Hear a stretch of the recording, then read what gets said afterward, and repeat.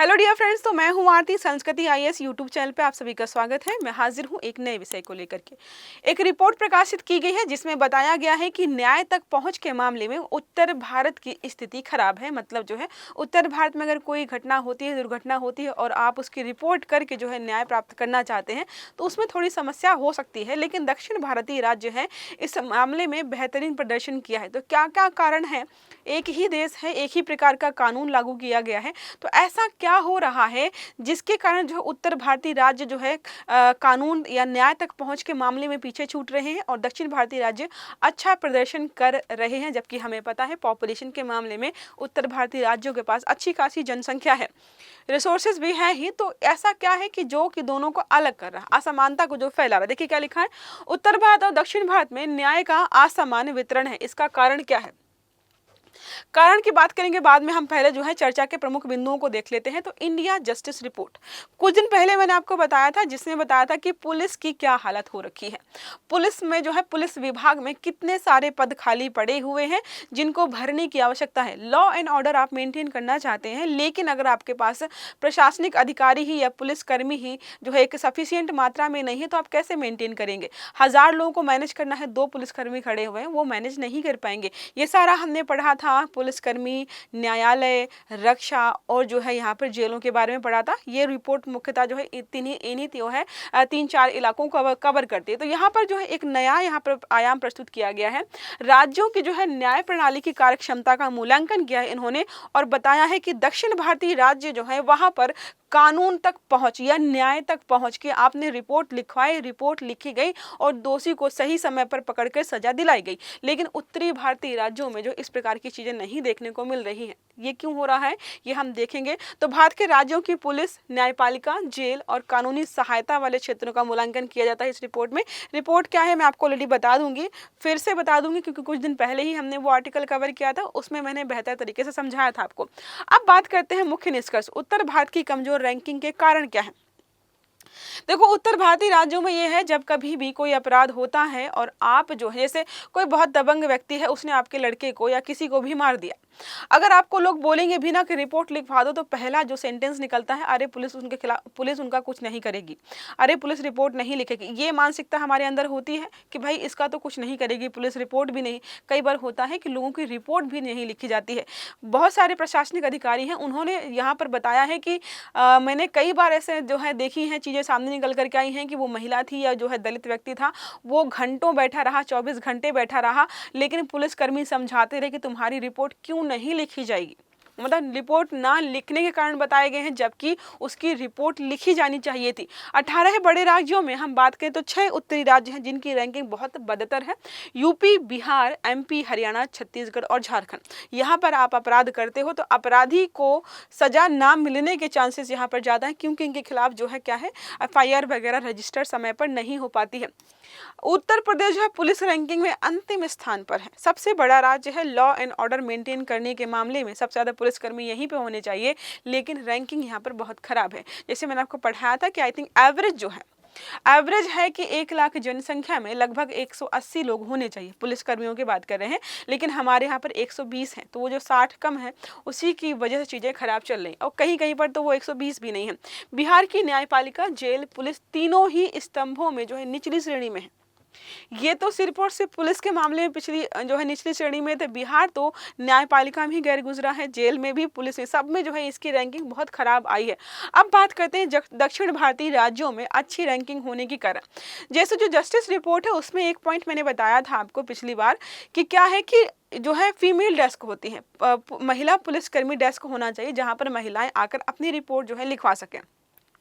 तो दक्षिण भारतीय राज्यों में ये चीजें हैं कि कोई महिला है तो उसके एफआईआर लिखने के लिए एक वहीं पर जो है महिला कांस्टेबल बैठी होती है, जहां पर जाकर आप अपनी शिकायत दर्ज करा सकते हैं। लेकिन उत्तरी भारतीय राज्यों में इस प्रकार की डेस्क की अवेलेबिलिटी भी नहीं है, जो कि यहाँ पर जो एक प्रकार से लूप होल हो जाता है, या एक तरीके से पॉइंट ऐसा है जो कि हमें और पीछे धकेल रहा है। देखो दक्षिण भारतीय राज्यों में केरला, तमिलनाडु, कर्नाटक, आंध्र प्रदेश शीर्ष 10 राज्यों में आ रहे हैं, जहां पर ये सारी चीजें बेहतर तरीके से काम करें। केरल और तमिलनाडु की पुलिस व न्यायपालिका संरचना सशक्त है और जन संवेदनशील है।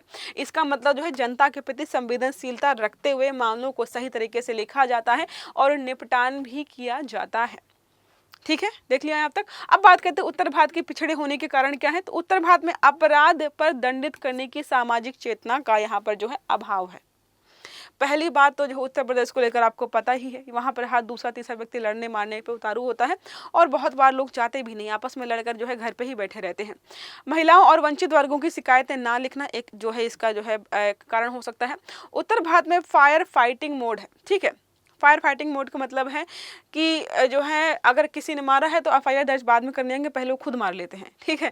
तो फायर फाइटिंग मोड है, नीतिगत योजना और क्रियान्वयन पर ध्यान नहीं दिया जाता है। अब बात करते हैं जेलों की स्थिति की। तो जो कई उत्तर भारतीय राज्य ऐसे हैं जहां पर जेलों में जो है 400% से ज़्यादा भीड़ भाड़ है। मतलब एक जगह जो है अगर 100 लोग होने चाहिए तो वहां पर जो है 400 लोग भरे हुए हैं।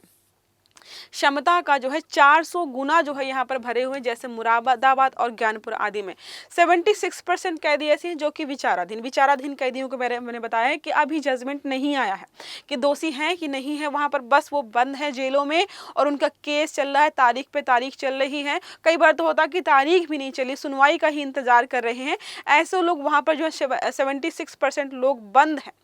इसका सीधा संबंध है कि हमारे यहाँ पर जो है न्याय प्रक्रिया धीमी है, जजेस कम है, कम केसों की सुनवाई कर पा रहे हैं, जिससे कम लोगों को न्याय मिल रहा है और ज़्यादातर लोग जो है जेलों में बैठकर इंतजार कर रहे हैं कि हमारी बारी कब आएगी। अब बात करें विवाद और चिंता के विषयों की कि विवाद का विषय और चिंता के विषय क्या है।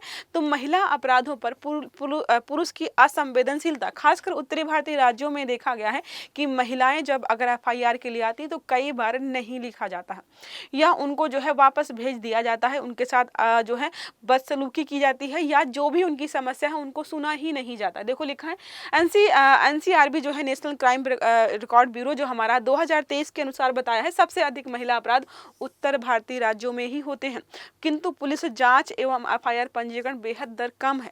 सबसे ज़्यादा अपराध यहाँ हो रहे हैं लेकिन एफआईआर कम हो रही है, जांच भी कम हो रही है। उसके अलावा जब नियुक्तियाँ ही नहीं हो रही हैं महिलाओं की इन राज्यों में तो राष्ट्रीय औसत जो है 11.8% है, लेकिन 33% तक जो है लाना अभी दूर। मतलब हम चाहते हैं कि हमारे यहाँ पर महिला कर्मी जो है पुलिस कर्मी हो, ज्वाइन करें, लेकिन हमारे यहाँ अभी कितना परसेंट, 11% ही है कि पुलिस जो है महिला कर्मी है। हम 33% तक जो है लाना चाहते हैं। जब महिलाएं ही नहीं हैं पुलिसकर्मी तो सेंसिटिविटी जो महिलाओं की है उसको समझेंगे कैसे। रिप्रेजेंटेशन जब महिलाओं का ज़्यादा होगा तो सब महिलाओं की समस्याओं को भी समझने के लिए वहाँ कोई बैठा होगा, वहाँ पर है। आपने कितने पुलिस थानों में ऐसा देखा है कि जब आप पुलिस थाने में जाते हैं तो वहाँ पर महिला पुलिसकर्मी दिखाई देते हैं। अगर वहाँ पर 40 पुलिसकर्मी है तो शायद आपको 1 या 2 पुलिसकर्मी महिलाएं देखने को मिल जाएंगी और ज़्यादातर देखने को मिलता है हमें कांस्टेबल स्तर पर। कांस्टेबल स्तर पर देखो मैं बता दूँ आपको, अगर कोई व्यक्ति समझदार होता है, महिलाएं समझदार होती है तो वो इस प्रकार की जॉब नहीं लेना चाहती हैं। पहली बात देखो ये सरकार की ही कमी है, क्योंकि महिलाओं के अंदर ये मानसिकता होती है कि अगर आप कांस्टेबल इस तरह के जो है पुलिसकर्मी है तो आपको रिस्पेक्ट नहीं मिलती है और साथ में जो है पुलिस विभाग में आपका शोषण भी किया जाता है। तो इन चीज़ों पर भी सरकार को ध्यान देने की आवश्यकता है। जो अब बात करते हैं पुलिस बल में भारी रिक्तियां, खाली जगह पड़ी हुई, पुलिस में नहीं न्यायपालिका में हर जगह खाली रिक्तियां हैं। 1.4 लाख से अधिक पुलिस पद खाली पड़े हैं। उत्तर प्रदेश में इतनी वैकेंसी होनी चाहिए। महिला पुलिस की भागीदारी जो है मात्र 12% है। लक्ष्य क्या है, 33% हमें वहाँ पर महिलाएं चाहिए, लेकिन कितनी है, 12, 100 में से सिर्फ 12 है। आप समझ लो इस प्रकार से। न्यायपालिका में ढांचागत जो है संकट यहाँ पे देखने को मिल रहा है। बिहार में प्रति लाख जनसंख्या पर जजों की संख्या देश में सबसे कम देखने को मिली है। लाखों लंबित मुकदमे हैं। उत्तर प्रदेश में 40 लाख केस लंबित पड़े हुए हैं अलग अलग जो है वहाँ पर न्यायालयों में। जेल व्यवस्था की स्थिति दयनीय हमने देखा ऑलरेडी। कितने सारे लोग ऐसे हैं, 74% लोग ऐसे हैं जो विचाराधीन कैदी के रूप में है। 400% से ज़्यादा की कैपेसिटी के साथ भरे हुए हैं। बिहार और यूपी में 200% से ज़्यादा अधिक जनसंख्या में लोग भरे हुए हैं, जितने नहीं होने चाहिए। विचाराधीन कैदियों की संख्या 75% से ज़्यादा है, जो कि औसत जो है 67% होना चाहिए। ये सारा समझ में आ गया होगा क्या यहाँ पर स्थिति चल रही है। अब बात करते हैं, बहुत सारे जो है बड़े बड़े प्रशासनिक अधिकारी हैं जिन्होंने इस पर टिप्पणी की है, इस स्थिति पर। किरण बेदी जो है, हमको पता है पहली महिला आईपीएस अधिकारी है। प्रशिक्षण के बिना नियुक्तियां करना खतरनाक है। अनुशासन की कमी और जिम्मेदारी का अभाव। इनका मतलब ये था कि एक तरीके से कि सिर्फ कोटा के आधार पर अगर आप लोगों को भर लेंगे तो उससे हमारा काम नहीं चलेगा। क्या लिखा है, प्रशिक्षण के बिना बुनियादी जो है नियुक्तियां करना खतरनाक है। इसके अलावा अनुशासन की कमी और जिम्मेदारी का अभाव है, क्योंकि हम कोटा के आधार पर भर रहे हैं। देखो ठीक है। दूसरा है जस्टिस गोपाल गौड़ा, यहाँ पर उन्होंने बोला है उत्तर भारत में संवैधानिक प्रशासनिक व्यवस्था संकट में है, यहाँ पर कुछ सुधार की आवश्यकता है। इंडियन जस्टिस रिपोर्ट की चेतावनी है, न्याय तक समान पहुंच ना होना संविधान के मूल ढांचे का एक तरीके से उल्लंघन है। अब बात करते हैं दक्षिण भारत के राज्यों की विशेषताएं क्या हैं, वहां पर चीजें अच्छी क्यों चल रही। हमने उत्तरी भारतीय राज्यों की कमियों को देख लिया कि यहाँ पर जो है मामला ही खराब है। तो डिजिटलीकरण दक्षिणी भारतीय राज्यों में किया गया है, न्यायिक सेवा वितरण का आधुनिकीकरण कर दिया है उन्होंने। पुलिस में लैंगिक संतुलन बना रखा, मतलब जो है उत्तर भारत की तुलना में दक्षिण भारतीय राज्यों में आपको पुलिस में जो है महिलाओं की संख्या ज्यादा देखने को मिलेगी। उनका प्रशिक्षण भी बेहतर है, न्यायालयों में केसेस भी कम पेंडिंग है, तो लोड ज्यादा नहीं है। कर्नाटक, तेलंगाना, केरला जैसे राज्यों में नीतिगत सुधारों को जो है संस्थागत रूप दिया गया है। एक बेहतरीन तरीके से यहाँ पर काम किया जा रहा है, जिसकी वजह से जो है उत्तरी भारतीय राज्यों की तुलना में दक्षिणी भारतीय राज्य जो है इन सब मामलों में बेहतर है। अब बात करते हैं इंडिया जस्टिस रिपोर्ट के बारे में कि यह क्या है। तो ये भारत की न्याय प्रणाली का एक व्यापक मूल्यांकन है, सिर्फ न्याय प्रणाली का नहीं है, इसमें और भी चीजें ऐड की गई हैं।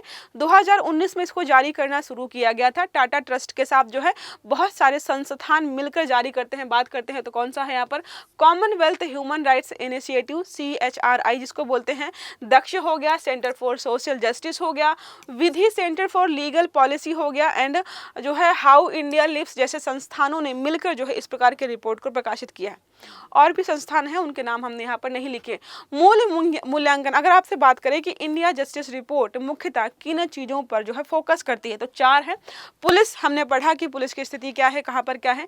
न्यायपालिका भी देखा है, जेल प्रशासन भी देख लिया है। देखो जेल में ज्यादा लोग भरे हुए हैं, इसके अलावा जेल में जितने प्रशासनिक अधिकारी होने चाहिए वो भी नहीं है, ये सब यहाँ पर बताया गया है।